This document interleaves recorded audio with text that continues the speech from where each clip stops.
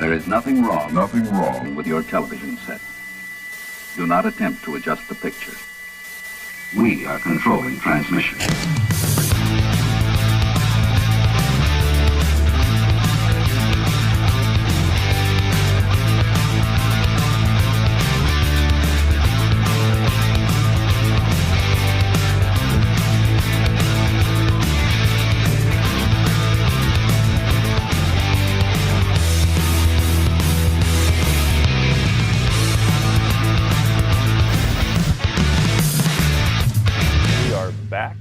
In the studio live. You already mixing up some epoxy. I was gonna say, you know, it's we got the Q&A. We got the Q&A show, so you know, we gotta go like cook a turkey or something, so we can't be here all night. Episode 116. Golly, is that what it is? That's it. It's already November. Q&A is the topic. So you guys got the questions. Hopefully we have the answers. We'll see. Maybe. Well, you know, the good news is that if we don't, we know where to find it. We can find it. We can absolutely. So yeah. if we have to put you off until tomorrow to consult maybe Bob or you know, some of the other expert rod builders in the building, we'll do that. We can do that. But we'll get back to you. There might be a few that stump us. We'll see. Maybe. But regardless of that, we do have a couple of demos that we're going to run you guys through. Some quick demos, that is. Nothing too crazy. Yeah. But a couple topics that typically aren't long enough for a full show, but we need to sneak them in. They're good tips and tricks you came up with. For sure. Especially because we see some of these questions, even when we're not doing a show on a particular topic. Yeah. We like it because you guys are constantly throwing in comments, even if it's off topic, which is totally okay throughout the whole year and the last 115 episodes, because that's where, you know, all of these things or all of those questions go in the hopper. So for this show, and then we can kind of like sift back through and be like, oh yeah, Rob asked that, you know, 6 months ago. He's probably still waiting for an answer. So maybe we'll dump it in this show, and hopefully Rob's still watching. Yeah. So. And even some of those questions you guys might ask, hopefully, if we have the capability, we'll try to do a demo on that too for maybe a couple of select questions. So, but a few of the topics or a few of the little tips and tricks that Chris is going to help show us. For one, a closed-in fighting butt, reaming a closed-in fighting butt. Yes. Really got some tips there. Mesh tape for your reel seat arbors. Yes, that can be kind of the you know, a point of contention. Usually we roll with masking tape or the polyurethane arbors, but you've got some mesh tape you're going to talk about. Yes. And also D over A thread wraps. So size D over size A thread wraps. Yeah, just people always ask that question. Can I do A over D, D over A? Can I use, you know, which one? Is there a law against it? And not necessarily, but we're going to talk about it a little bit. Cool. Yeah. So we'll get to that in a little bit. But first, we got to do some housekeeping. Yeah, oh yes. We got some new products to talk about. So, in the crankbait lineup from MHX, so the MHX CBs, as we refer to them, stands for crankbait. We've got 6 new models. So these are kind of fill-in models, as I refer to them. We've had some holes in the crankbait series that we needed to fill. So, starting with our 6.6 models, we've got a 782, so that's a CB 782. We have a CB 784. Yep. Those are 2 6.6 models. You got your medium light and your medium power. Moving up to 7-footers, we've got an 842 and an 844. So if you guys are familiar, if you've used maybe the CB 843, CB 845, those are phenomenal for, you know, your square bill, light crankbaits up to maybe like 8 foot or so. So now we have the 842 and 844 to complement the 843 and 845. We also have the 846 to round it out. So if you need to bump up to, you know, that medium heavy power, 846 can get that done for you. Last but not least, we got one 7'6" model. That's the CB 904. So if you want that little bit extra length in the 7'6", but still want to keep that power around medium, that CB 904 is absolutely fantastic. So 6 new models to round out the crankbait series from MHX, some really good models there. And also, we released Gaho reel seats a few weeks ago, or was it last week? I can't remember. November's been a busy month for us. So, Kinda. Yeah, very. So anyway, Gaho reel seats. I've got 4 of these models up here on the front of the table. 2 casting, 2 spinning. What's awesome about these Gaho reel seats is, for one, the value. The price point is very, very reasonable. These are about $15 retail price, a few of them upwards of $18.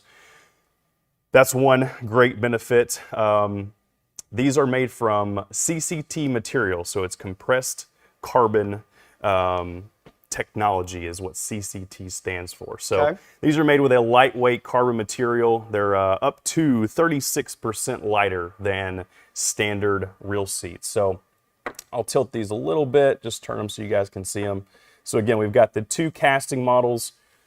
This first one on my left is going to be the DSC model, which does require an insert, as you can see on this back side here. That pocket is pretty large, so got to accommodate an insert for this seat, which is going to be the RSI-1 from American Tackle. Yep. So got the pretty cool casting seat there. A little bit different than your normal seats. Got some contours and just a little bit different look than your standard casting seat. We also have the ECS model, which is a fan favorite. This one comes in, your standard half size millimeter from I think like 9 or 9.5 up to 14 or 15. Moving over to our spinning models, this one right here, this is going to be our TLS model. You can see this one comes in the unilock hood, as do several of the Gaho seats. So if you're, familiar with the unilock hoods, these will accommodate all of the components and other accessories that go along with those. So you can see this one does require an insert as well. This seat, the TLS, comes in a size 16 and 17. So depending on the size of the seat, the insert will vary. And the last but not least, this, one of my, you're blocking the camera there. Yep, sorry. The HTS spin seat. This is actually one of my favorites in the Gaho lineup. Very ergonomic in the hand, and again, very lightweight. You're definitely going to have some weight savings with these seats just because of the material.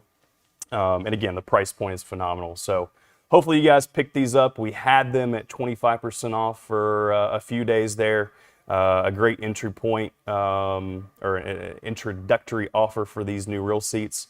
So definitely check out the full series. We've got lots of different casting and spinning options. And again, most of these come in 2 sizes, 16 and 17, and 2 hood options. Not all of them, but most of them. And again, they work with the majority of the existing inserts we sell, the RSI series from American Tackle, as well as the components and hardware pieces that go along with the unilock hoods. All of that mates up to these Gaho seats and works great. So anyway, some cool new stuff in the reel seat world from Mudhole Custom Tackle. I mean, they're pretty sweet. Yeah, they are. And, I'm partial to the exposed style seat. Yeah. And I was super stoked to see that Gaho came out with the ones that are not only exposed, but they're also sized. Yes. So that is, if you've got something that's 11.5 inner, 9.5 inner, all that stuff. Because I think it goes, did you say 9.5? 9.5 up to 14.5 or so? 14.5, 15, Yeah. something like that. I mean, that's just, I like it. Yep. Absolutely. Awesome. I know you're a fan of the ECS. We also have the ACS version. Just Uh-huh. going to throw that out there in case, For people that are struggling. interested in the ACS. But anyway, definitely check out those seats. And then last but not least, we announced this a month or maybe 2 ago, the Mudhole Rod Building Challenge. So this is a really cool deal. We partnered up with Cashin. Cashin's one of the premier sponsors of this challenge. They actually provided us with the mystery rod blanks. It's a 3-piece mystery rod blank. You can buy that through the website, mudhole.com. And the idea here is you build up this mystery rod blank, and it's entered into a challenge, a contest, that eventually is judged. And Wait. Speaking of that, Okay. do we know? Anybody? Do we know how many entries we have right now going on? No? Pretty good amount though. Yeah. So for those that don't know about the challenge, and maybe you think you're not like, oh, I don't know about that. Do I really want to spend the money? Do I really want to do it? But you kind of want to test your skills. I'm going to give one away. Okay. And I know this is complete, kind of off the rails a little bit, but it's, we're only about 11 minutes in, and I figured we could do something different. And because we're still going to do our same giveaways, but we're going to start this. So if you have been thinking about doing the rod building challenge, just comment right in here, say like #challenge or challenge. Just let us know that you, 1, have not entered, because we're not going to give you a second entry on the house, and 2, that you want to do it, because we don't want to just force you or give you a challenge entry if you have absolutely no desire to do it, which you should do it, because remember, it's not, there's so many other like parts to the challenge that it's not just like, oh well, I'm not good at abalone, so there's no way I could win. So I'll let you go ahead. You continue. Okay. Tell them what it's about. I figured that it was, I have a tendency at times to interrupt you. Yeah. But I just had it pop into my head, and I was like, I like it. This is worth interrupting. So if you guys want to do it and you don't have it, if you don't have an entry already into the rod building challenge, Hunter's going to continue to tell you what it's all about. But just throw challenge in there, and I'm going to be over here on the iPad, and I'm just going to pick one. Okay. So that's how we're going to do it. Works for me. So hit it up there while you're listening to the man. In a nutshell, you're going to buy this mystery rod blank, $75 for our U.S. domestic customers. $75 gets your rod blank, which is basically your entry to the contest, right? We'll ship you the 3-piece mystery blank. You build it out as you want to. Keep in mind, the judges base this competition off of design elements, performance. It's not just about aesthetics. You also want to make sure this rod is somewhat functional to be judged correctly. Anyway, you're going to build up the rod to your liking. You're actually going to ship it back to us. There is a deadline. I don't know offhand the date, but we do have a landing page where you can check out all the details. You ship the rod to us. We take these rods actually to the ICRBE show in North Carolina, which is in February. We have them on display. The top 5 or 10 rods from the show will actually be brought back to our facility. Yes. Where they will enter a further judging from our panel of esteemed judges. And then from there will be 3 winners. Obviously a first, second, and third. And the prizes are very good. So I'm hoping we have a lot of people that are interested and want to sign up. I'm flipping through here. This is pretty good. I can dig it. And it's, how many years has this been going on? Quite a while. It has passed through different hands. There's been different people that have sponsored it, promoted it, etc. But it was formerly, recently, it was American Tackle, and now we've moved on and put it under Mudhole and tried to really promote this thing and get more people involved. Yeah, and I think it's pretty cool that Cashin is doing that. All right, so we appreciate everybody that has come in there. And I kind of made a boo-boo there, because we have people that watch on YouTube and that watch on Facebook. So we're going to do 2. All right, so we're going to do 2. All right, the first one, and Hunter, you get to read the name. So don't worry, I'm gonna go easy on you. Coming out of Facebook, here's the name. Mitzi Davis. Mitzi Davis. Coming out of Facebook. Okay. Mitzi, if you haven't been here before or you haven't won anything, send me an email, live, just like Mudhole, live at mudhole.com, and tell me that you won the first of the 2 challenge giveaways. And then I'm going to pick someone out of YouTube, and we're going to do this name here. Chandler Smith. Chandler Smith off of YouTube. So, Hunter, keep that in mind. Yep. I was pretty easy on you there. Well, it's the holidays. Pretty easy on you there. So, anyway, yeah. So we got 2.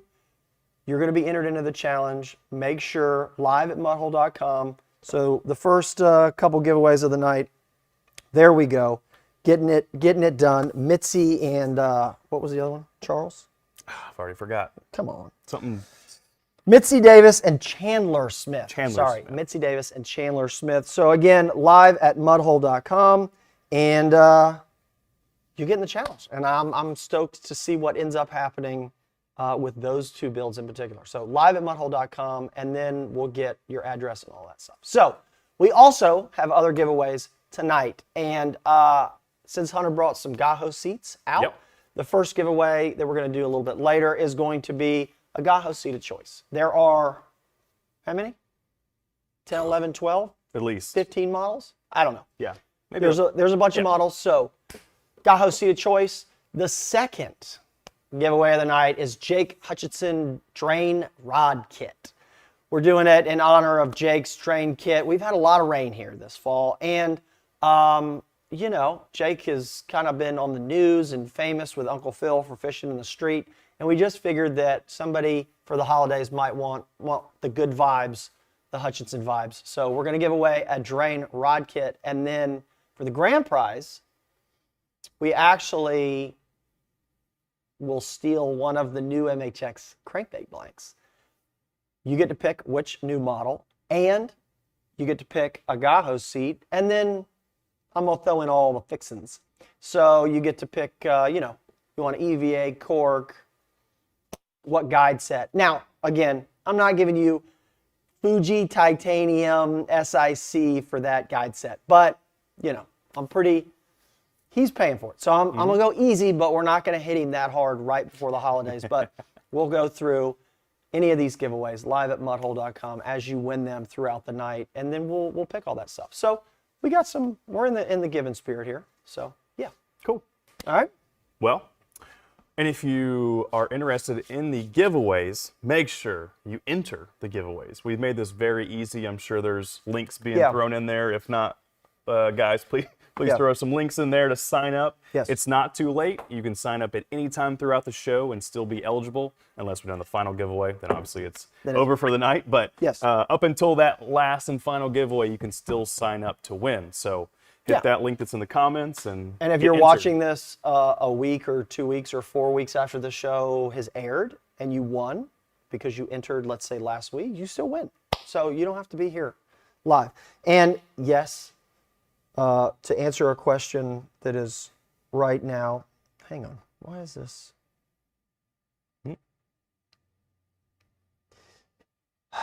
Sorry. All right, so Christopher Heller asked, when will Chris start using the whiteboard again? It is the Q&A show, so I have a feeling that it might be taking me to the whiteboard tonight. So I've been practicing my handwriting and drawing skills all week, so maybe we'll get to use it. Maybe we'll get to use it tonight. You know, it's interesting because I kind of I have to tap it and do it, but then people are commenting and it's jumping and I got to chase it around. All right, so anyway, let's talk about reaming a closed-in fighting butt. There's a couple things that I want to talk about because you have, will you give me that blue bin over there? Because I have kind of like a grab bag that I went through. Went shopping on your credit card. So we have closed-in fighting butts, and we've got open-ended fighting butts. We got ones with butt caps. We got some that are different materials, different sizes. All right, so there are materials that ream easier than others, okay? Now, the good news is you can use the Extreme Reamers or any reamer that, you know, you so choose. But, of course, this one is the longer version of the reamer, and you can only ream so far, right? And it's a closed butt. So with this one, you know, this one is completely open, right? So that one's open on both ends. And we just, with this cork, this is 250, so we just work up from the smallest reamer size all the way up to the regular size. But, and I think you've heard me in previous 115 episodes talk about like wallering out the fighting butt.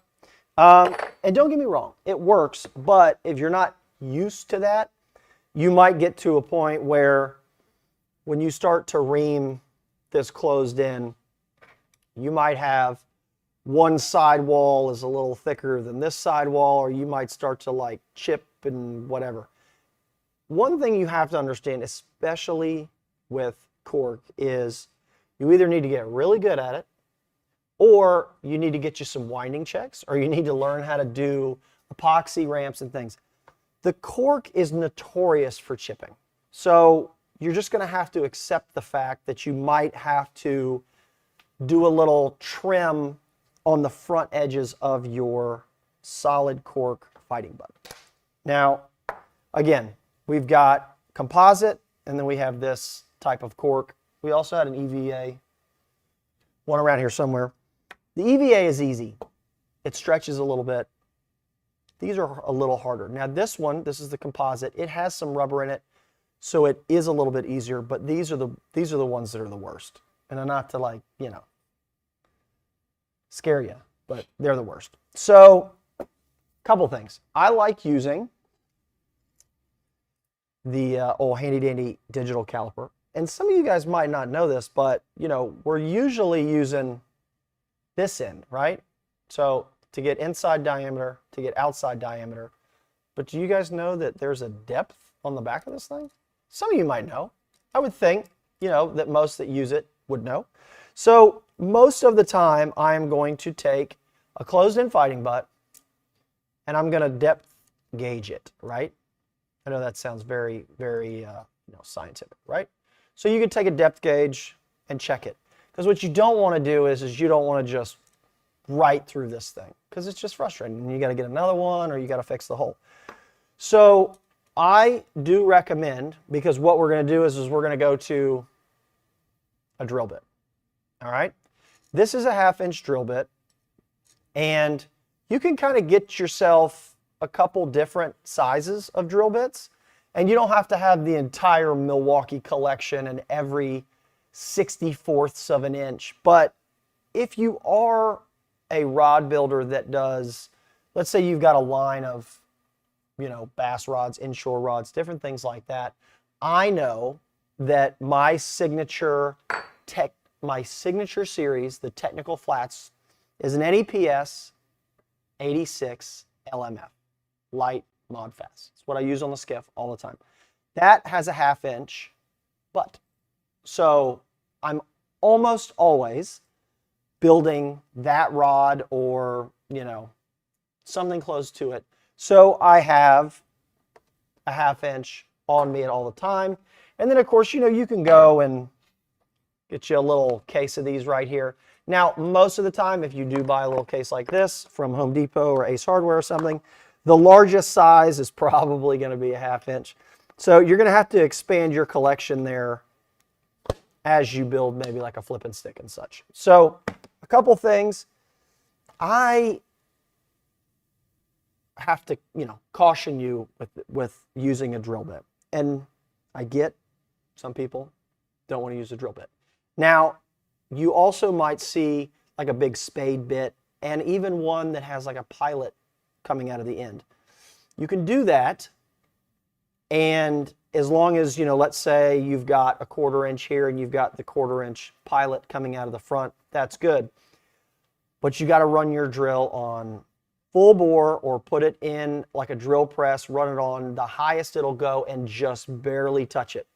Because one of those like spade bits that's meant for, you know, drilling holes in 2x4s and such, it's not always going to cut the cleanest hole. That's just part of it. And of course, I don't recommend using like a masonry bit. The masonry bit has the like little raised kind of a trapezoid up off this point. There is also another bit that these side cutting edges, so this side cutting edge is the same height as the like center. That can also tear sides if you're not confident enough to really give it full maximum. So that's just something you got to be careful there. But if you do have like those big wood bits do come in. We see them a lot in like 7/8, 3/4, 1 inch, 1 1/4, 1 1/2, all of that stuff. Just understand that you got to run it, you know, as fast as you can. So what I do recommend doing is taking one of the reamers, and I use it, I kind of tap it, okay? And I'm not going crazy. Now, until you get used to it, and I know, Justin, I'm sorry, you're going to be chasing me around all night. That's on me, man.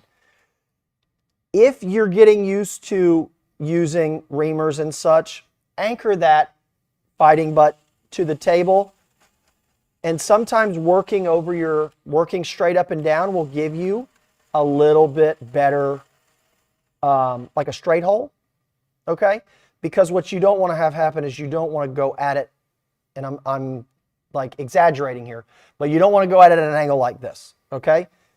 So you want to be straight up and down, and also I'm just kind of tapping it because I'm not pressing in, I'm using the weight of the drill, okay? Now, if you don't have a drill bit or you just want to use the reamer, you can do the old Waller technique.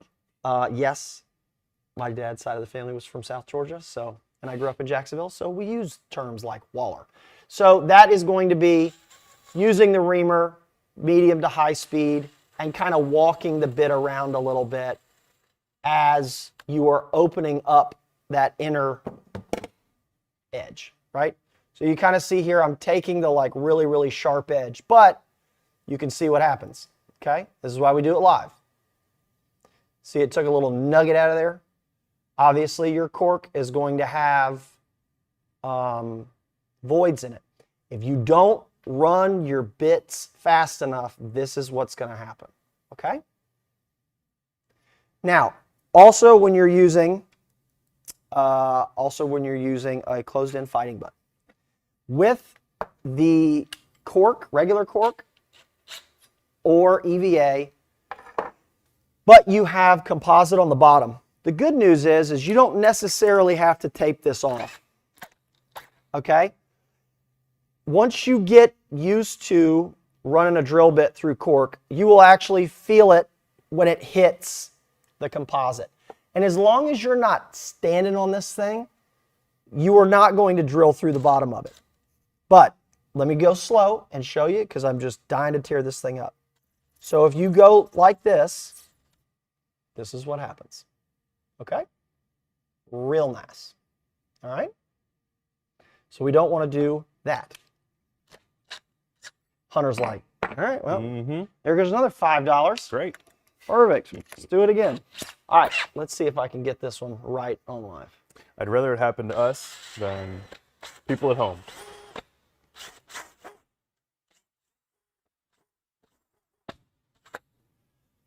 Yeah, right?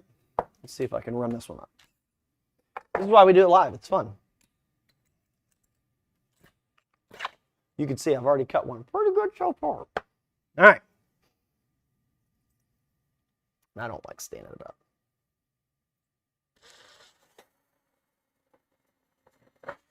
That one got the best of me too. But you can see we're not going to go through it. Like, that's at the bottom. Sorry, I'm running the drill and talking. So that one cut a little cleaner, but it's not great. It's also a 1/2 inch bit on that edge. That lip there, I probably picked like not the best one to do because I don't have a lot of freedom there.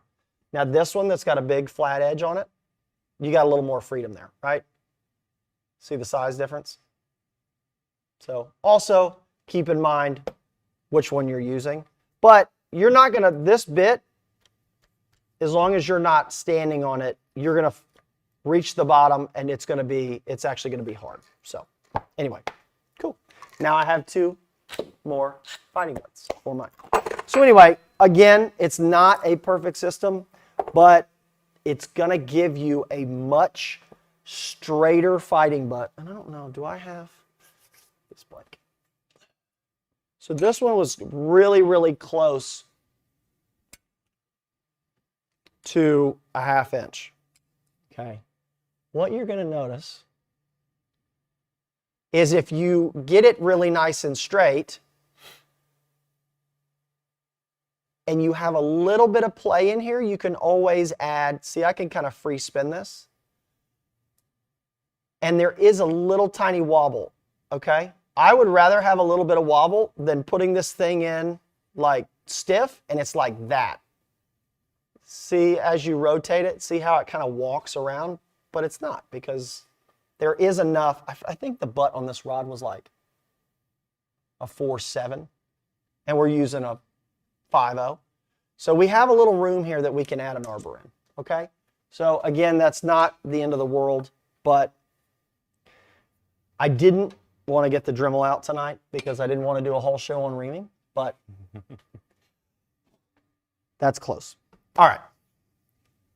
Reaming a closed-end fighting. Good So, stuff. yeah. Good stuff. Use your, use your digital caliper, measure the depth if you think you're going to go through it, and then just come on here and add like a tape arbor so you'll hit it and stop. So that's an option, but if you've drilled through enough of them, you know when you'll kind of reach the bottom of it. Cool. Yep. Let's hit some questions. We got anything interesting over there? Think so. So since we talked about this one here, Tim's got a question. He mentioned a CB blank, so I want to touch on that real quick. Okay. What blank is your favorite for throwing lures, jigs, or plastics for snook, redfish, and trout? An MB843 or a CB905? Ooh, that's a really, really good question. I don't know if I could pick between those just to be like Probably gonna have both. A versatile, you know, like, and that's the tough Yeah. thing. They both would work. I'll put it that way. If I were to pick, I'd pick the CB just because. Interesting. Typically, I just feel like more on the inshore side of things. I would rather have a mod fast than a fast. And Yeah, that's a good point. and that's just because of the range of lures he mentioned. Now, if this was specifically like a topwater rod, or Yeah, you know, I'm doing an just- MB843. I'm just throwing a swim bait on a jig head, then yeah, we're going with a mag bass blank all day. Yes. All right. This is a good one. Is there a difference for finding a spline? It's a spine. Finding a spine on a surf 12-footer to a bass rod. Is there any difference between a 12-foot surf and a bass rod? Other than that surf blank, maybe Having, being like, two-piece. the longest arms you could possibly. Yeah. If it's a two-piece surf blank, then you know you'll spine, not spline. You'll Yeah. spine those two sections individually, and then you'll line them up. And obviously, if it's a bass rod, it's probably going to be a one-piece. But that would be the only difference. The technique, the spining, that's the same process. Yeah. I'm with you on that. At least, okay, so we're like what? One and one? We're in All right. agreement so far. Yeah, exactly. What's the best method of grip install for the carbon grips? This is a good one, and it has grip to do and grip and fighting butt and all that. I've been breaking them free of the blank when setting the hook on bigger fish, flipping. So installing carbon grips. So for me, Go for it, yeah. okay. So for me, that weird core, and I say weird, not weird like it's a bad thing. So it's got the guys at CFX, don't fry me for weird. The core is kind of a unique because it's hard, but it can be like, you can kind of gouge it. And I like to ream them close, but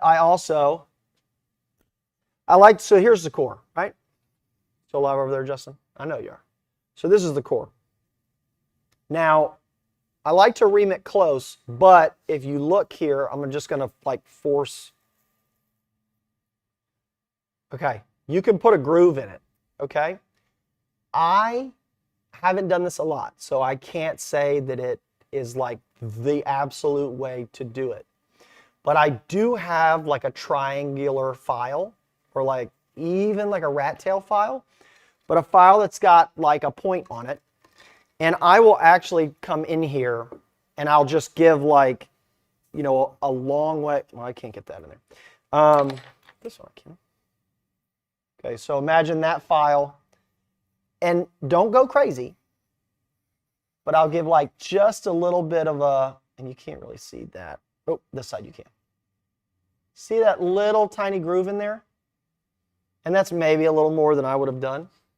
But do you notice there, that little groove? And it's going to run, it's like I'm driving backwards here. So it's going to run like long ways. It kind of looks like if you've ever installed like a Fuji, what you call it, seat? An ECSM. ECSM, okay. They've got some longitudinal grooves in it. So what I like to do is I like to make sure I have plenty of epoxy, and I will get it slid down, and I will spin it a little bit, and then right when it's like almost seated, I don't spin it anymore and just seat it.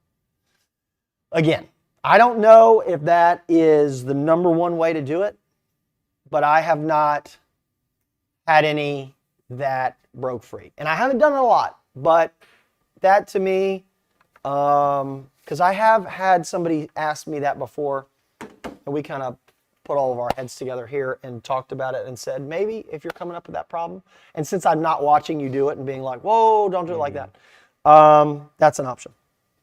Do you have any?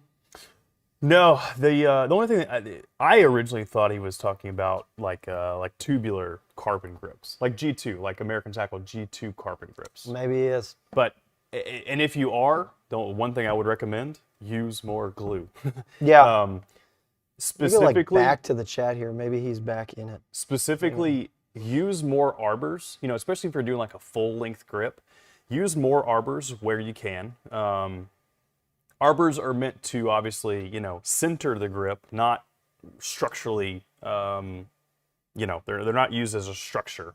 But what I would do is add more arbors and then obviously use more glue in between those arbors to provide better adhesion to the rod blank. And I think if you're having your grips or your handles spin under a lot of force, on a hook set or a big fish or whatever it is, you probably just don't have adequate glue bond between the grip or the handle to your rod blank.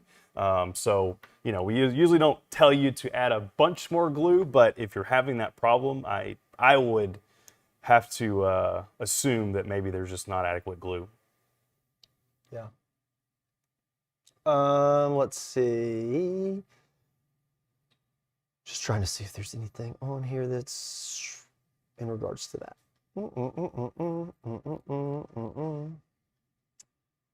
What's our next one? You want to give something away? Yeah, let's do it. Let's give something away. All right, let's it's do first giveaway of the night is going to be a Gaho reel seat of choice. So spinning, casting across the various models. I do think there's, I was thinking about this a minute ago, I think there's 18. Don't quote me on that, but I think it's around 18 models. I'm probably wrong. But anyway, you get your choice of one of the new Gaho reel seats. So let's run that giveaway and see. As usual, we're going to get the last initial, not the full last name, but we'll get it in for the war room. Christopher M. So Christopher, stay. Just give us a few seconds here. We'll get that last name coming in. Yes. And to claim your prize there. Okay, we got the mesh tape. What is that? Make it a little bit bigger, please. McPhail? McPhail? Yeah. Yeah? Yeah. Christopher? McPhail? Uh-huh. I don't know. Yeah. Correct me if I'm wrong, Christopher. No. But hopefully I nailed that My one. fellow Christopher. Exactly. Yeah, you got to run it up to like 144 font for Hunter over here. I am almost legally blind without my I'm contacts. telling you. You have ever seen him in glasses? Yeah. Holy moly. Congrats, Christopher, Mr. McPhail. I'm going to laugh if that's not right. Oh, I think it's right. Cool. What you got for us next? You got, I see some mesh tape over here. I got some mesh tape. I'm going to answer this one real quick because I don't want this one to go by. Hey guys, what about using Scotch-Brite under the areas to be epoxy pasted to knock the gloss off the blank? Yes. It's not a requirement, but I have no problem, and I do it. Some people just don't like the idea of scratching a blank or sanding a blank before they do anything, or they're worried that it's going to mess up the integrity. But John, as you mentioned, you're just kind of taking the gloss off. So if you want to take some high grit sandpaper. Now don't go using like 80 and just getting on that thing. Use high grit or use your Scotch-Brite. And yeah. Yeah, almost kind of like that right there, right? Take it down to that color. Yeah, exactly. Not that color. And if you have a blank that has like a really high gloss, like even our painted, our metallic series or whatnot, like you don't have to like scratch the paint off of it, but you can rough it up a little bit and it'll be good. And yeah, that will also work on the carbon bonding issue too, because that can certainly, it doesn't matter what it is, and that's not just when it's carbon, you can do it on any of them. Okay, so I want to touch on this that gets talked about a lot. I am a tape arbor person, and I am not necessarily a mesh tape arbor person. But the reason that I am not typically a mesh tape arbor person is because most people, when they do mesh tape arbors, they don't do them correctly. So I have a hard time being like, yes, just use the mesh tape and all your problems will go away. Because that's not the case, because you don't do it right. Now, I'm going to shout out Mary Christie on this, because I see her do this a lot. And although I don't believe she nor I came up with this technique, I want to give her the shout out because she uses this a lot. Now, when you put down your mesh tape underneath your reel seat, okay, and yeah, everybody's like, oh, it's the best way to do it because it allows you to like epoxy to get all the way to the blank. Okay, that's partially true. The only reason that it's not 100% true, it's because you guys do it incorrectly. So it is absolutely impossible to take this mesh tape and spin it around this rod blank for like a decent height change and not end up closing all the holes, okay? It's just part of it. You're just never going to... Okay, the blank disappeared, okay? So now that the blank disappeared, keep in mind, and always take, and when you're not using this, take it and roll a corner and flag it, because it's actually really hard to find it. Don't ask me how I know. So the way that you use this is you're going to find the diameter that you need this to be, right? Mark it, mark a reel seat. Obviously, this is not what we're talking about here. We're talking about a reel seat, like a big aluminum reel seat. So what you're going to do is you're going to get it to the height that you need it, right? Slide the reel seat down and check it. You're then going to mix up your pro paste. And I'm kind of doing this just quickly, and we're not mounting a reel seat here, so. But once you get this, and I should have had you do this. Yeah, it's okay. Yeah, it's all right. Just wanted to get it to change color, right? All right. So we have our pro paste. We have our tape here. Now, and I say size it so that then you can dry fit it, because what can happen is we're going to take all this back off, right? But we're just going to take it off until you can see the blank again, right? You don't necessarily have to strip the entire thing, but you see it doesn't take but 8 or 10 wraps, and now we're losing it, right?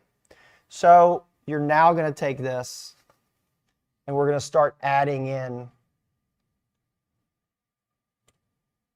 our pro paste, okay? Now I'll go around it, but you probably have watched Mary. She'll come out here on it, right?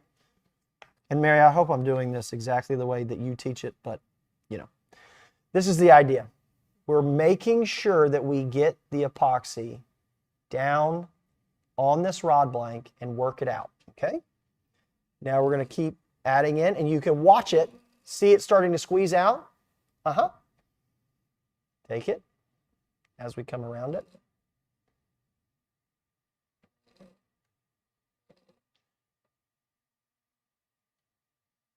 And it is a little more tedious. But if you were going to be the person that was going to argue that this is a better way to do it, you better do it right. All right? So now we're mashing all this epoxy down through here. And it's going to do what you said it was going to do in terms of building its way all the way to the blank. And you're going to work it all the way back out.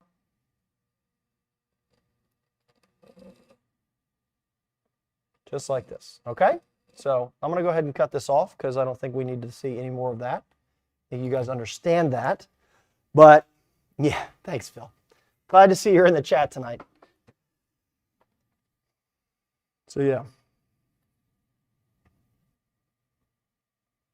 I'm just going to wipe this off and then. Yeah, I don't think you can get a much better bond No. from real seat to blank than than that technique right there. Yeah, for sure. And again, this is for one of those, you know, techniques if you are going to use your 50 wide, 80 wide, things like that. But again, if you're going to do this and then try to dry fit it, you're not dry fitting it anymore. And of course, this is going to walk itself back off. But remember, as we put it on there, we're just going to come right in with a real seat, right? And I always leave a little on there.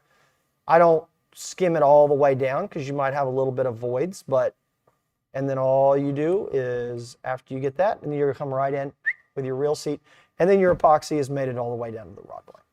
All right? Cool. Okay. Also because, yes, exactly. Mary and Wes. Not just Mary Christie. We love her, but we see Wes all the time.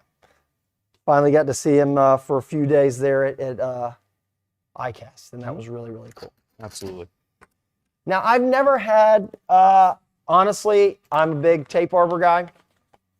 Always have been. I have never had a rod blank or a reel seat break off, even on a big saltwater, you know, trolling rod or whatever. But again, that's not the point of this to say one is 100% better than the other. It's just the fact that it's an option, okay? I don't particularly use the poly arbors on big giant reel seats like that. Mm-hmm. I don't use them ever, but that, you know, that's just me. I know you use them though, right? Yes, Yeah. but not up to, you know, anything saltwater, you know, level, any kind of offshore, you know, bottom stand-up rods, definitely going mesh tape, not going polyurethane arbor. What you got over there? You got some good questions coming in? There was one in here about a heavy duty, and that's where I was going with this whole thing. No, oh, here we go. This one is, how do I figure out reel seats for a 50 wide, a 130, along with guides for like 130 unlimited rods with no rollers?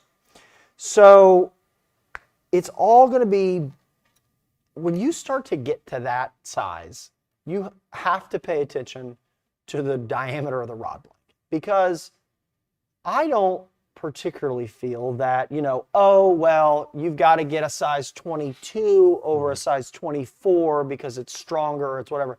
You're going to have to worry about the rod blank diameter at that point. Yep. And you do, having less space between your rod blank and your reel seat in any application, whether it's an ultralight, a bass rod, spinning rod, or a 50 wide or a 130, having the blank as close to the diameter of that reel seat is always better, period, the end. It's just always better.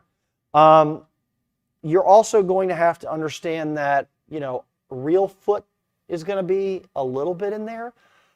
But I don't think that, I mean, once you get to that 50 wide, 80 wide, 130, I don't believe that there is a huge difference in feet. Mm-hmm. You know, it's not like going from a 2500 spinning reel to an 8000. You know, you're obviously, you can't put an 8000 in a size 16. Then going from your reels to your guides and such with no rollers, there are a couple options. One, we were actually just looking at today. The Virtus has a high frame. Mm-hmm. And the HDs stand a little. So I know you say no rollers, but you're also going to have to understand that a 130 full of line is going to be tall, right? So what you don't want to have happen is you don't want that line to come off of that 130 at a real sharp angle. So, you know, having some of those tall rollers, even if you start with one roller and allow that roller to guide you out, we have done, and we've seen it done a lot of times, where you'll have one roller, you'll run down to like super heavy duty turbos and such, and then the top will be a roller. And the top doesn't always have to be a roller, but it depends on what you're doing. That's a really good combination. So a couple things. Look for the guides that say like XHDs, because we've got them. Look for guides that say unlimiteds. And then pay attention to your height, because there's a Vertus high frame that's great if you don't want a large ring diameter, but you still need the height. But, you know, don't shy away from a roller and just like a roller. Go a roller and then turbos or super HDs, you know, XHDs or something like that. So that's an option. Here is another guide question having to do with height. Can I substitute a Fuji KLH with a CRB BY RZG20 for the stripper guide when setting up a concept guide train? We absolutely can. Yeah. But we're going to go to the whiteboard. All right. It's time. So I don't know if we have any glare. Did we even set this up? Is this all right? Am I just like throwing you guys off? Okay, cool. So part of the reason for the high frames is you're going to get, keep in mind I'm not drawing this to scale always, all right? But this is the rod blank.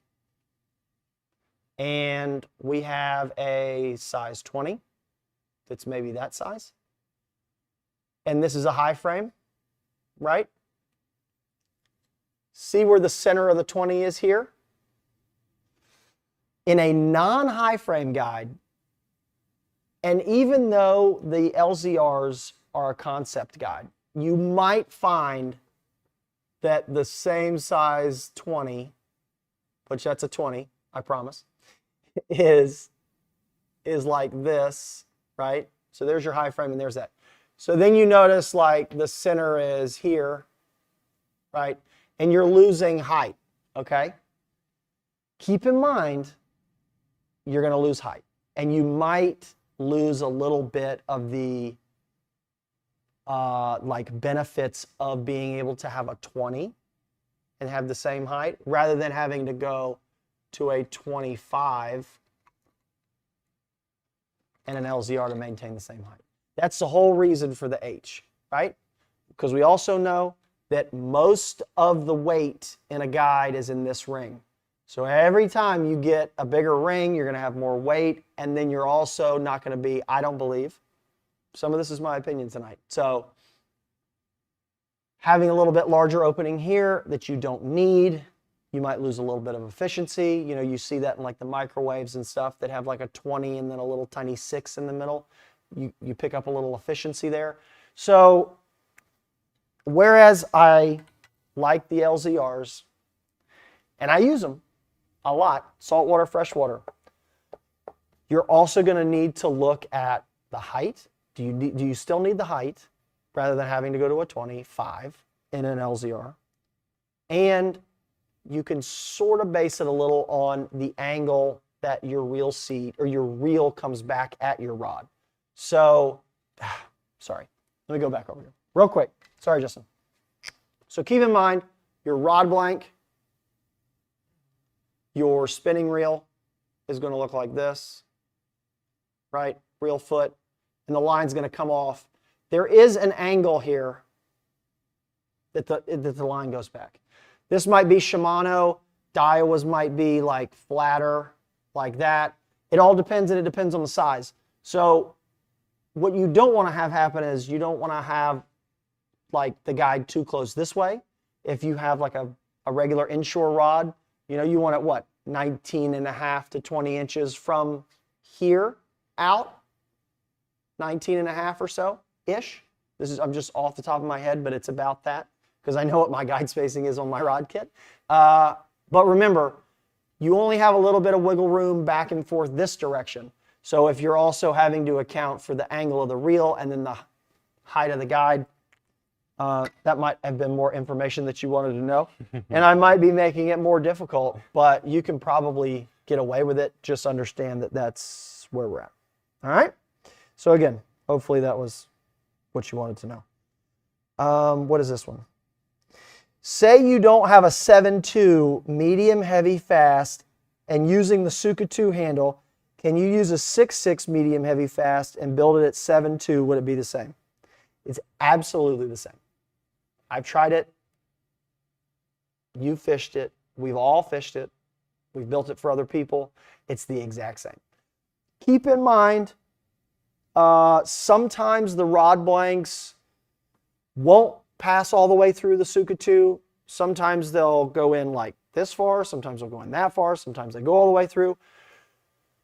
But you really don't need a lot going into the reel seat. So if you look at, we'll just say that this is a Suka 2, okay? Once you leave the back part of this reel seat, the Suka 2 goes into the grip and it kind of comes back and then it comes back narrow, right?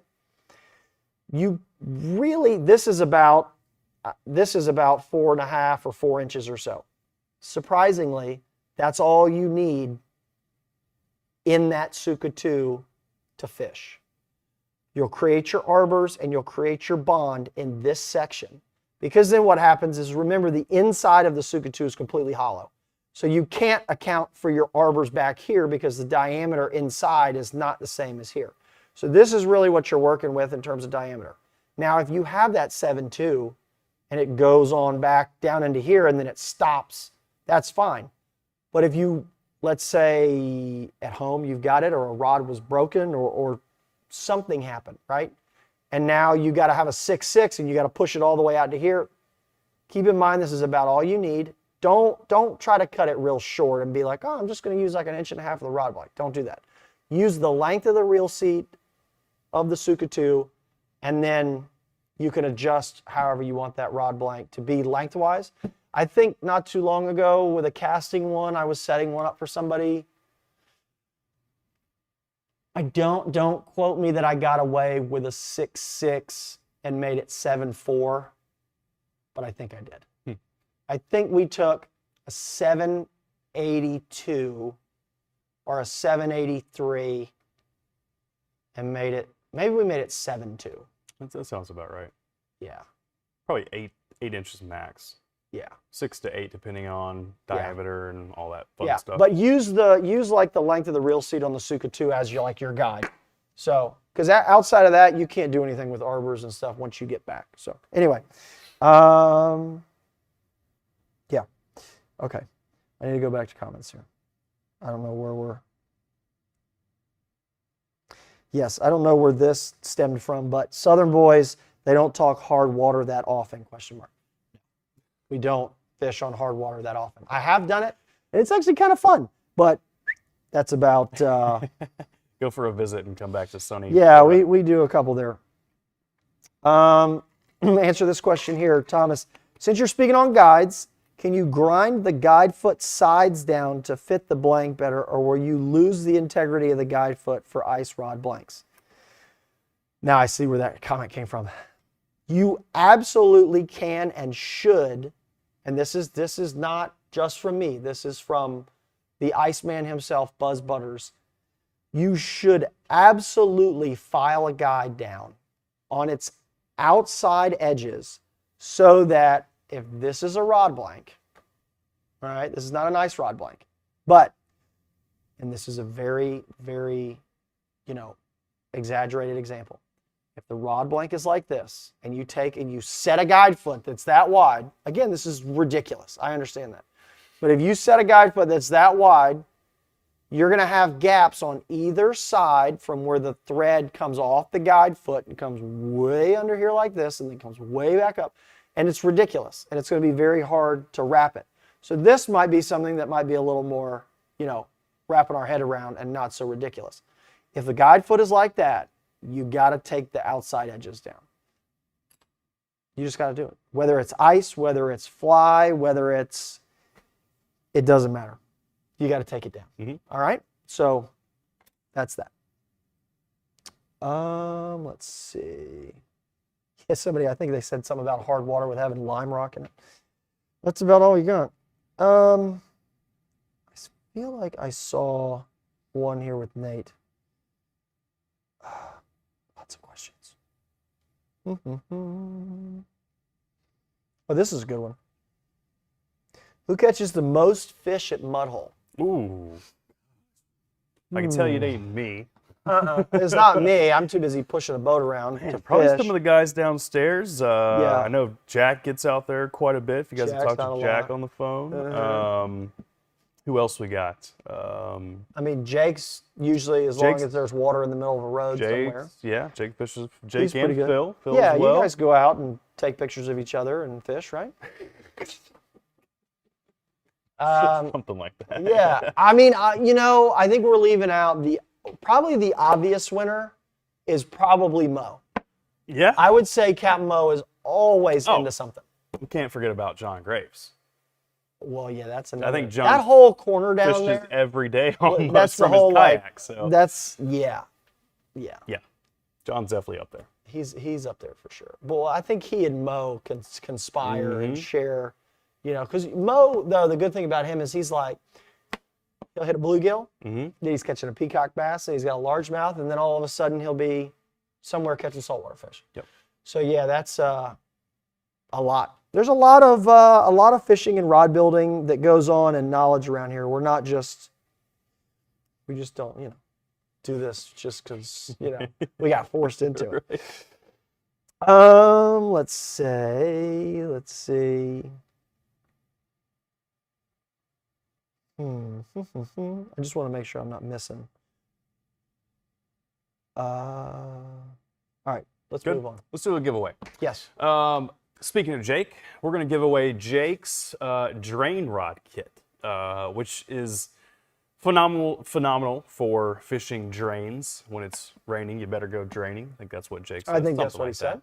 But It's good for you. I think he usually hits us it's with good that for too. you. It's also a very versatile rod in general to fish ponds, creeks, small rivers, bass, all kinds of good stuff. You could take it inshore fishing if you wanted to. So, all right, let's run that thing. What we got? You've been let off pretty darn easy tonight. We'll see. All right, Tom M. Okay, well. All right. let's See who. I really feel like. See who that M is. Yeah. And if it's the boss, gosh, I hope so. Let's see. We're really going to throw in some gift cards. And I'll teach you to watch again. Okay, Tom Moore. Is that Tom Moore? Is that right? Yeah. Yep. Tom Moore. Yeah, another easy one. All right. And we got to make one other mention here. I've been saving this. Oh, no. We've got a big announcement at the end of the show. Oh. Not right now. All right. You got to wait. So if you're watching right now, don't leave. Wait it out till the end of the show. We've got a really big announcement to make. I'm not going to tell you what it is, obviously. You got to stay tuned. Maybe it has something to do with. What? Yeah. Nothing? Nope. Nothing. Nothing. Nope. Any other good questions? Nate, I was looking for this one. This wasn't necessarily the one. Aren't you going with aluminum butts at the 130 point?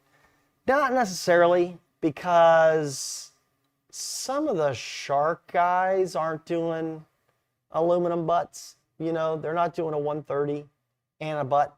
They're doing kind of open because you're putting stuff in the sand, and sometimes they make a longer handle and things like that. I'm not saying you're wrong, because yes, if I'm running a 130, I'm probably just going to aluminum butt anyway. Honestly, I've got some sailfish and kite rods and such that I built with what's the Winthrop Epic butt. I mean, we're fishing Speedmaster 16 with like 20-pound Berkeley high vis, and I'm already going to an aluminum butt there because it's cool and it fits it really, really nicely, and it's got a gimbal, but it's, I don't know.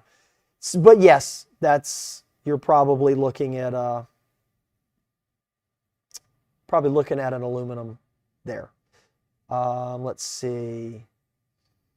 Connor, how much of the butt can be chopped on the Suka spinning reel and still fit the butt plate? I don't know off the top of my head, and I don't think we have one here because we've sold out of them a bunch of times. But, and I'm not saying it's more than you think, but get your calipers out and measure it, because you can take, and I think we showed it on the show when we talked about the Suka, you can take a pretty good chunk of that Suka 2 butt off to shorten it. And the cap that goes into the butt section of the Suka 2 has that little taper on it, and it's not too long. That's not going to constrict you from being like, oh, I cut too much off. What's going to end up happening is you'll finally get into the narrowing taper, and once you get into the narrow taper, you're kind of, yeah, butt cap's not going to fit. Yeah, so check the outer diameter, because the inner diameter through that whole rear section is the same. So, you might want to like measure, cut conservatively. And then if you want to take like another 1/8 or a 1/2 inch off or something as you work your way up, I would cut a couple times and not just, measure once and cut once. So, but it is doable, and yeah, it's good. I like it. Let's see. Let's go back into pinned here. What about Hunterman? Is there any reason the NMB rods can't be used for saltwater, even though they are indicated as a bass rod? They can absolutely be used for a saltwater build. And that could be said for pretty much any blank. Yep. Not only can it be used, a freshwater rod blank be used for saltwater, anything that's labeled as a casting and or spinning can be used vice versa. That's also a very common question. I know that wasn't your question, but just throwing that out there as well. If, for instance, we have a spinning series of MHX blanks, those can be used for casting. Now, they are lighter power, so mostly those are going to be spinning rod, rods. Absolutely. But the blank does not know what the final result of it needs to be, right? So you can build spinning, casting. You can take a freshwater rod blank, build it as a saltwater rod blank. There's no issue there. So yeah, that rod blank, when it's produced, it doesn't think or know or have any idea what it's being made into. So that's completely up to you. Do you prefer, Bill, magnets or springs for the thread tension? Oh, magnets. Yeah. Got to have the magnets. Springs are fine, they work, but the magnets are the deal. You get such better control of your thread because you get consistent tension from those magnets. The springs can kind of jump or be a little bouncy every once in a while and kind of skip. If you have them dialed in right, then they work great. But springs can gotta be a little hit or miss. Magnets are consistent. You will not have any problems. It pulls perfectly straight every single time. Magnets. Yep, for sure. How about, what is the difference between Pro Coat epoxy and regular rod building epoxy? I'm assuming that you mean rod building epoxy like Pro Paste, maybe? Like the stuff that I was using to mount a reel seat. So Pro Paste, this is a structural bonding type of epoxy, okay? This is not going to dry clear. It doesn't have like UV inhibitors in it. This is for gluing a reel seat, gluing a fighting butt. You mix it 50-50. It doesn't have to be super duper exact. That's Pro Paste. The Pro Coat, which I don't have under here, but the Pro Coat is, oh, I got it here. All right, so the Pro Coat is going to be your thread finish, right? So it's going to look like this. Your Pro Coat is going to be a 2-part. We do recommend using things like syringes and the BCSI caps in them. That is for your thread finish. It's not used to glue up reel seats and such. It's got to be exact.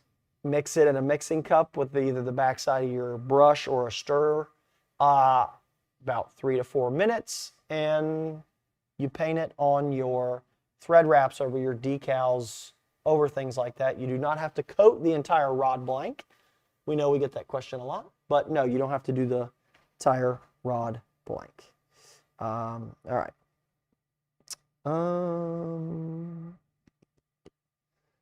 Let's see. Let's go back here to comments. Hunter, what do you like? Do you like high build or do you like low build? Personally, low build, multiple coats. I've never been a huge fan of high build. Actually, if I had to pick, I would pick medium, which are normal. Speaking of Pro Coat, Yes. our standard Pro Coat, not the high build obviously, but the standard Pro Coat that we actually don't define as a high build or a low build, we actually call it a medium build. It's got the best of both worlds. To me, the viscosity is just right to apply 2 thin coats. You could certainly get by with 3. Not 1 though. Don't do just 1 coat. Now, if you're, more on the side of, trying to get your rod done as fast as possible, high build can be your best friend. You can certainly get by with 1 coat of high build.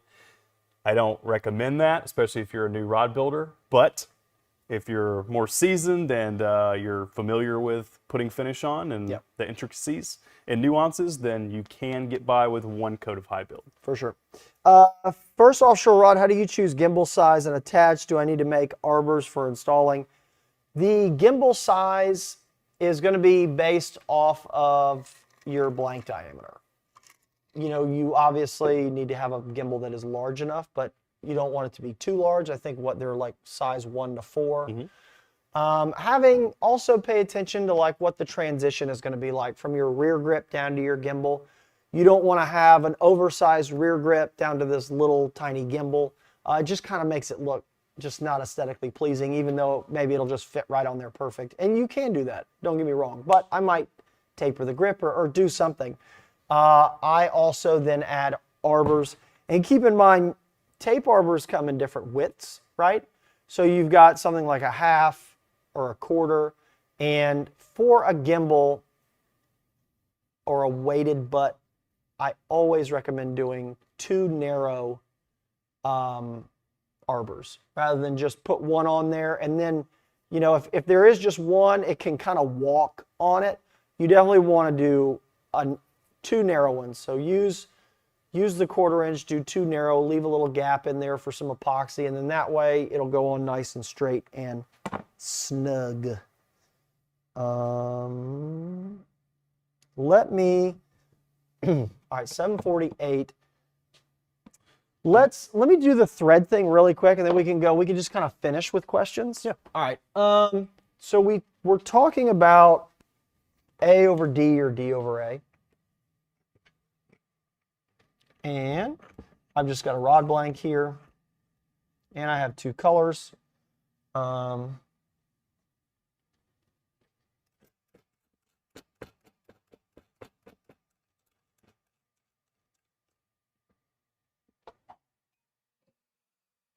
Oh, before we go any farther, I want to give a shout out to your dad.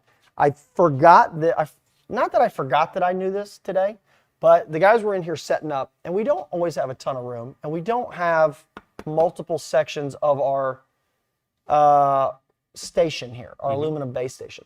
So years and years and years ago, your dad showed me that you can take the narrow spool of masking tape, and you can come out here and put it on the end of your rod blank.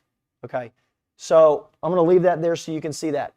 Stay right there on that shot, okay? Because I'm going to spin this. Keep in mind, we only have 1 section, and I'm going to spin it in the power wrapper.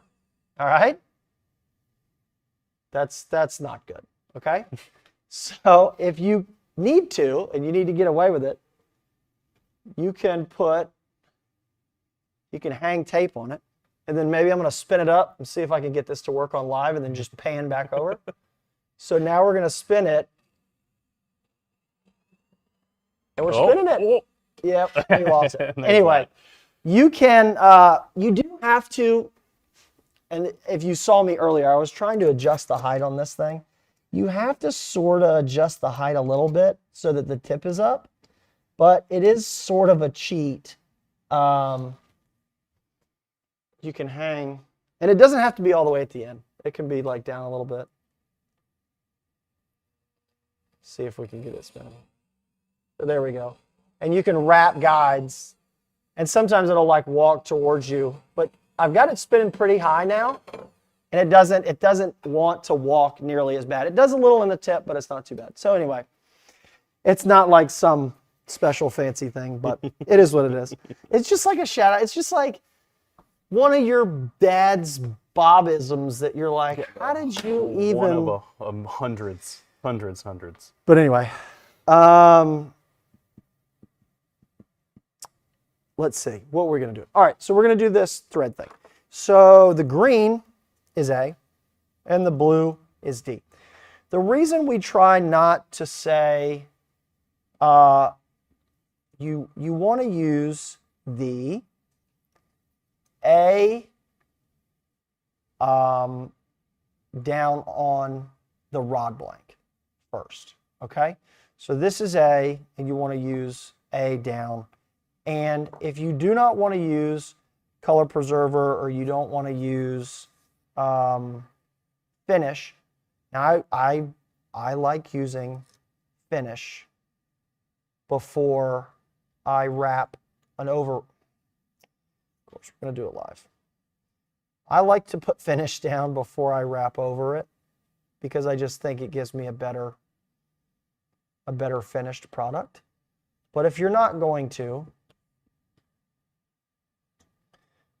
you can do D over A, okay, much better than you can do. And I'm just gonna get it started, and then I'll run it. And the D will walk up on the A nicely. I just got to remember where that pedal is.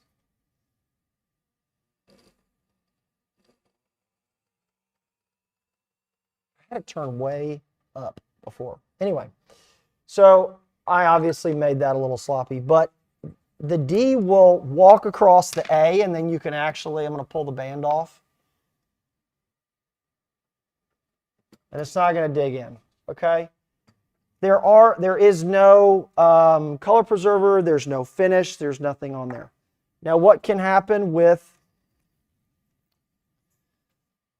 this is D and this is A, and of course let's see if I can get it to do it. Oh, will you put that band back on for me? Let's see which one, this one? Yep. Okay. All right. So, and it doesn't always, like what can happen is it can dig into itself. The A dig into the D, not the A dig into the A. But the A can like split and dig into the D, but what ends up happening is that can happen, but it will also, the D can manipulate the thread, the A, so that you don't get a nice like side by side. And you can see the blue is showing through here, right? The blue is showing through there, kind of bad, honestly. And let's see if it cut it to it. There's a couple little gaps. It's kind of hard to see, but it's not as bad as I thought it was going to be honest with you, since we're here on live. But it's very hard. And I am holding this thread really tight. I'm not even letting it slide through my hands. But the A does not want to stack side by side nearly as well. And that's why it actually, on camera, Uncle Phil, does it look like a tiger wrap on camera? It kind of looks cool. Okay, so I'm not doing that on purpose. But what that's doing is the A is not being able to stack as tightly against itself, because if you think about it, it's having to go in between the ridges of the D. So it didn't do that. If you notice, it didn't do that before.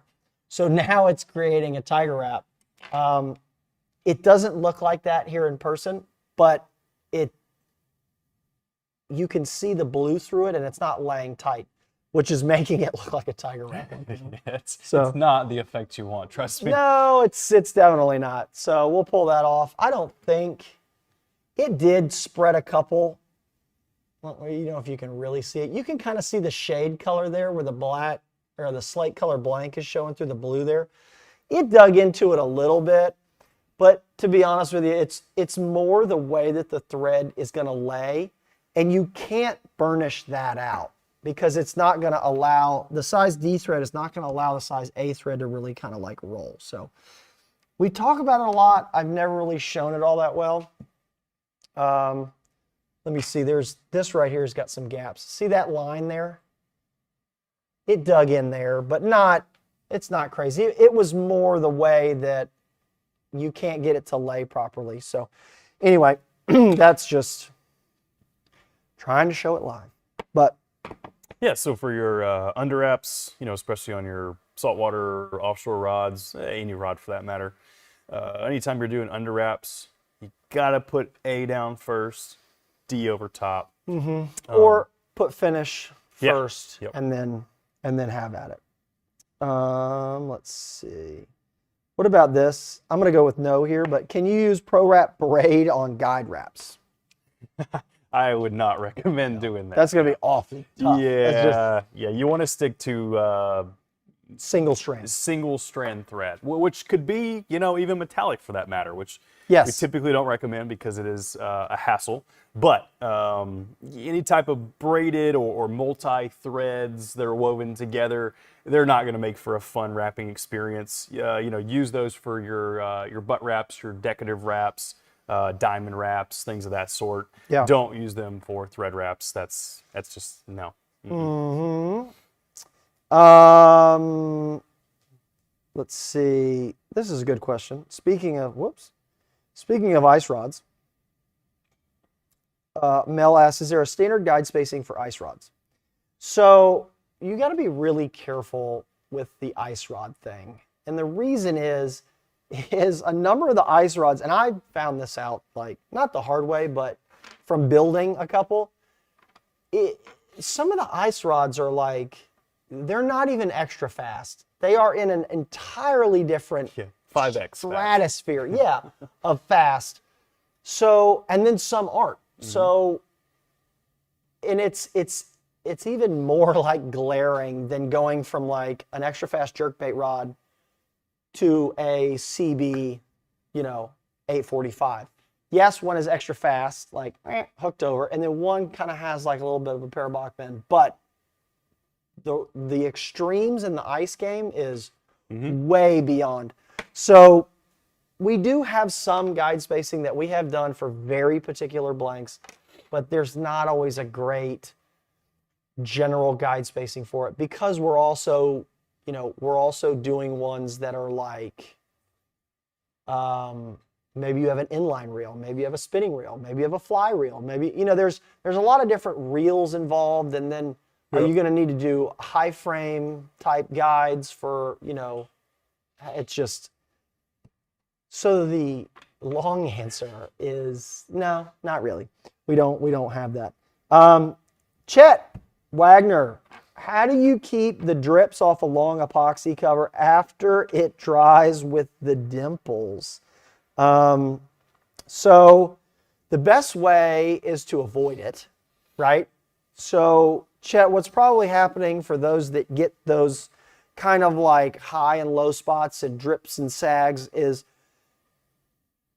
I know it doesn't seem like you have too much epoxy on it, but there's too much epoxy. And what also can happen is, if let's say you're putting finish over, 6, 8, 10 inches of rod blank, whether it's a decal or whatever, you also need to be sure that the rod blank is level, because when you have self-leveling epoxy and the rod blank is not level or your workbench is not level, you're already setting yourself up for failure, and you're going to get like a collar down at one end or the other.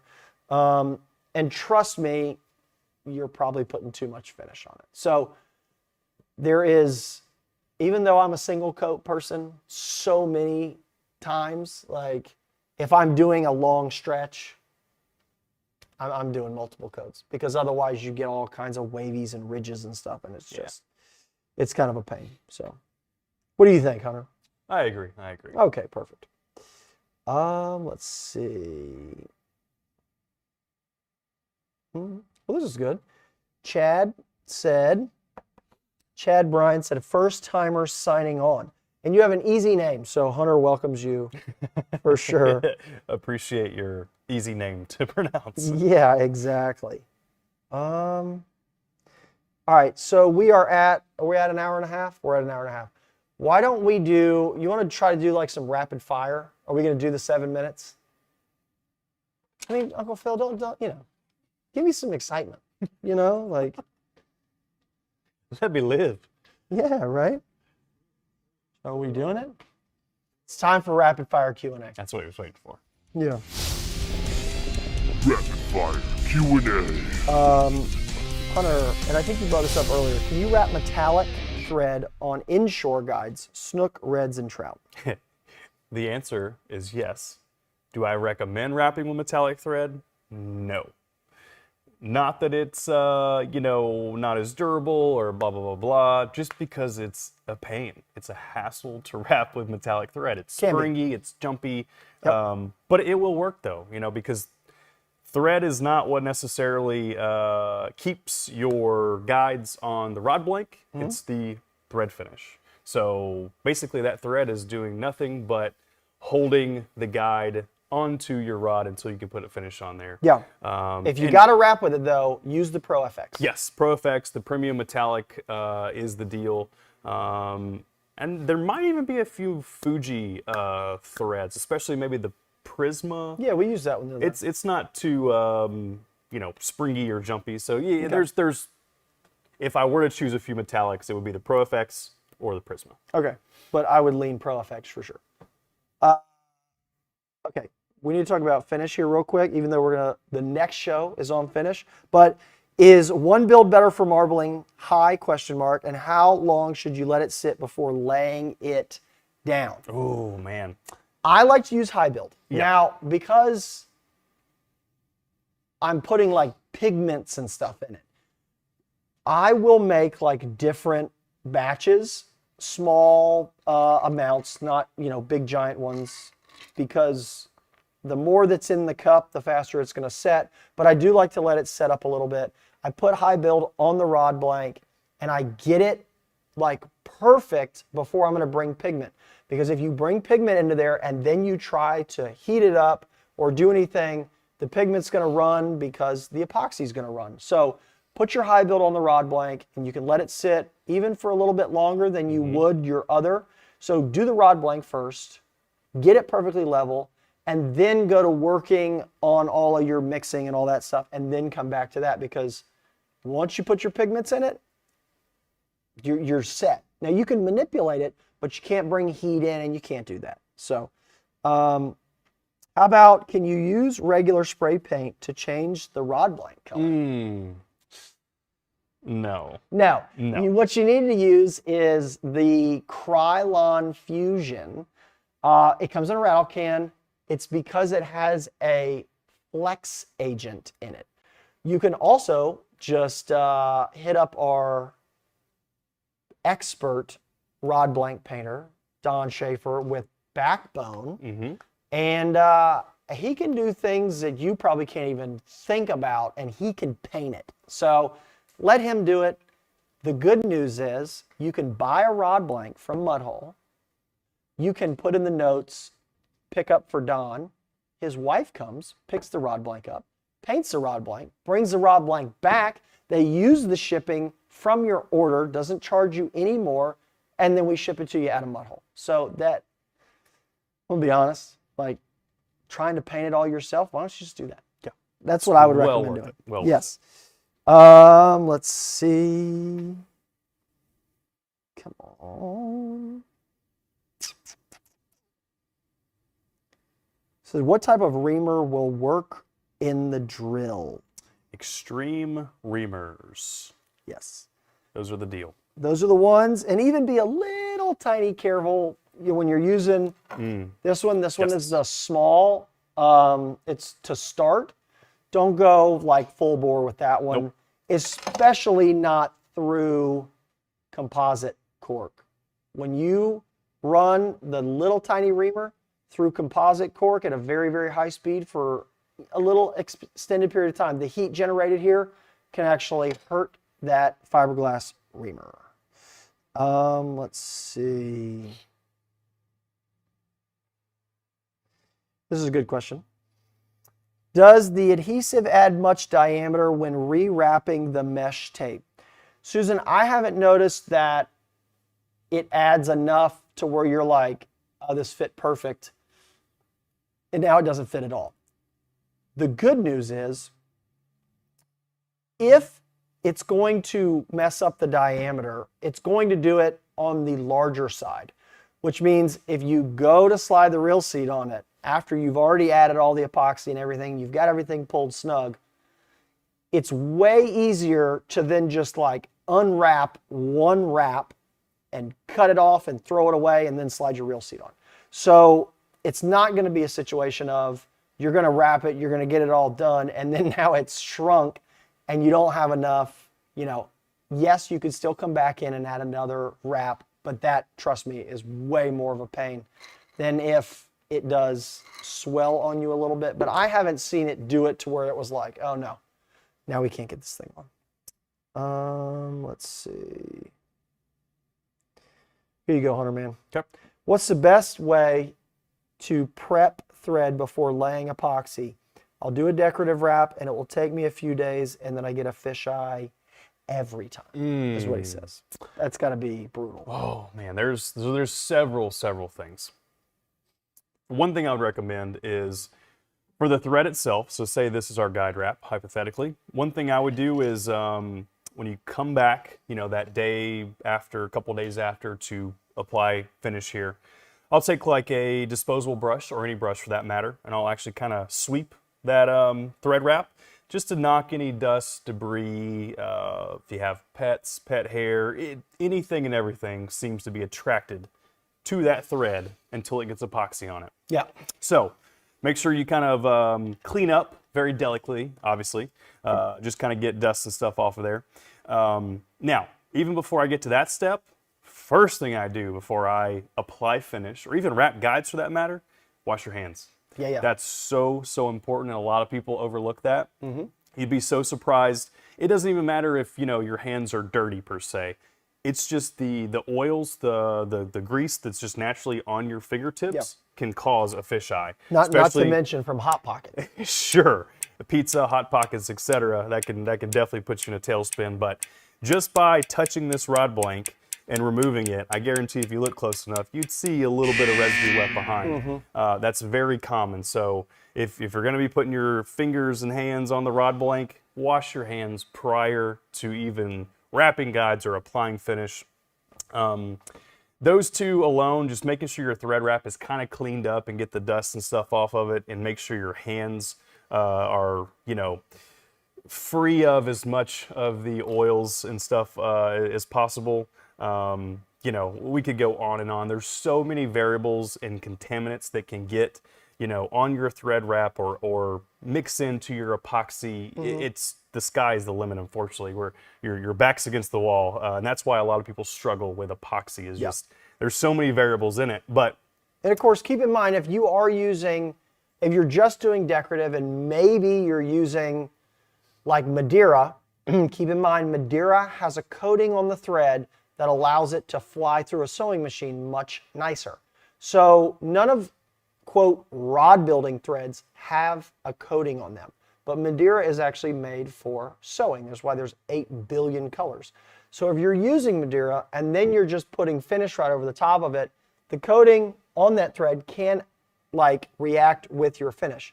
That's why you see so many people that add color preserver. Even though I am not a color preserver person ever, I will add color preserver over when we do a decorative snakeskin, or we'll do sometimes over a decal, or if we do it over a decorative thread wrap, because we're trying to seal off and keep anything from that decorative wrap, because keep in mind, you're handling that thread a lot. And that goes back to your point.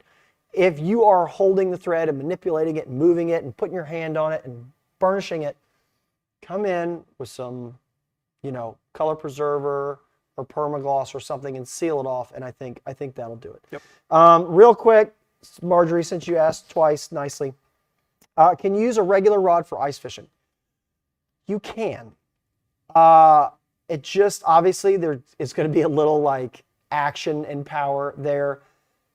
Very, very ultralights, or even just the tip section of a two-piece of an ultralight. We have also, when we went up to fish in Wisconsin, we had some older model two-piece fly blanks that were like, one I think was a 3 or a 4 weight or something, and we had some tip sections left over, and we actually took those and we built what they call a hole hopping blank, because it's a longer blank and for it being a two-piece fly blank. So we're just using the tip section and we're building on that. And the guys were like, yes, this is why we asked you to bring this, because this is why we use it.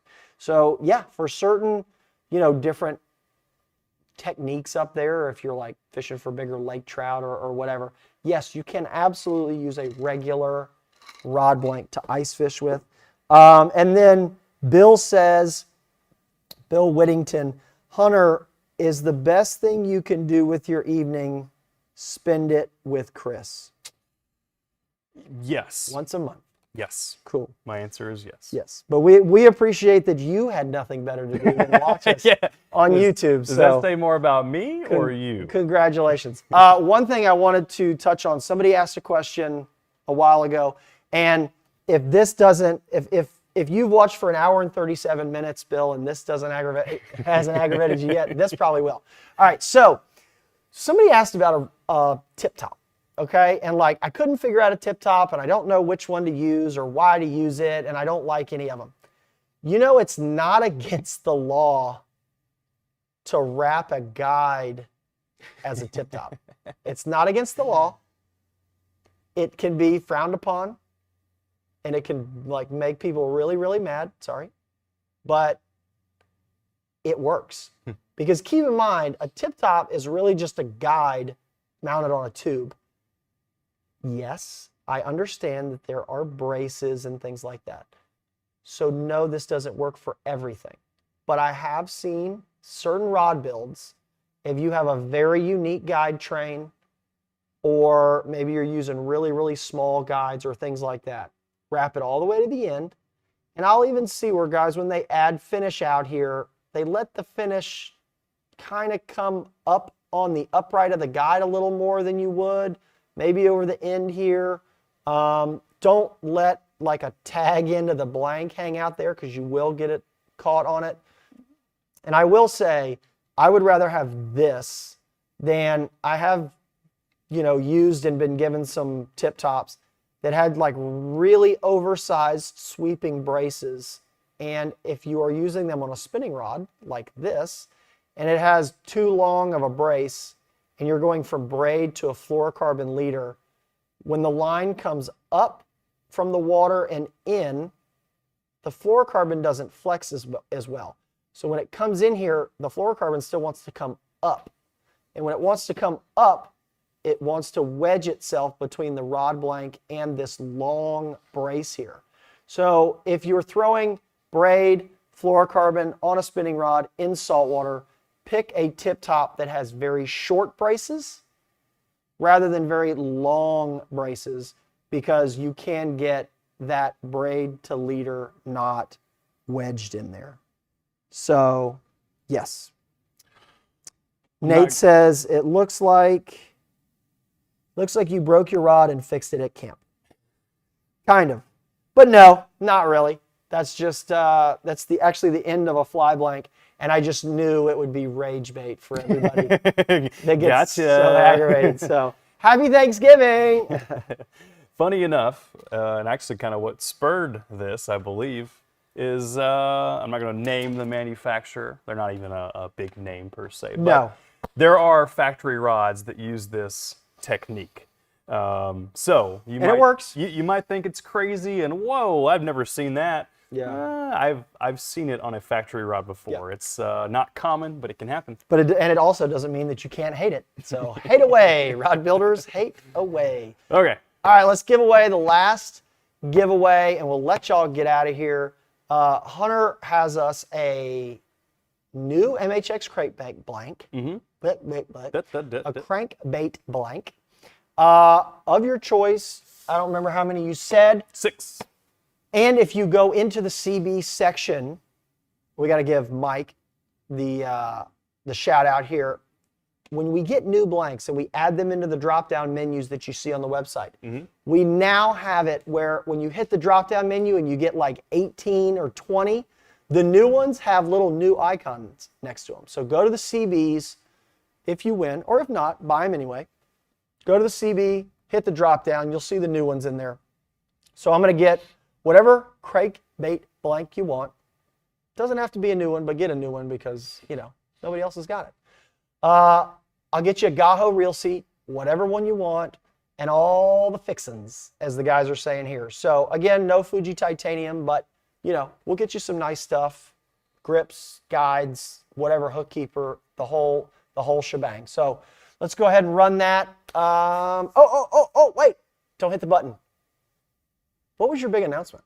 We'll do it after. You sure? Let's hit them. You want to do it now? Let's hit them now before everybody leaves when they don't win. Okay, we're still going to announce the winner, but Yes. just for our viewers tonight, we try to treat you guys very special because we love you. Yes. Our Black Friday sale is live Right now on the website. You guys get first dibs again because we appreciate you watching the show. Yes. Right now, go. You're free to leave. 15% off orders of $150 or more, 20% off orders of $250 or more, 25% off orders of $500 or more. We also have... That's huge. Let's real quick. Whoa. If you order over $500, do the math.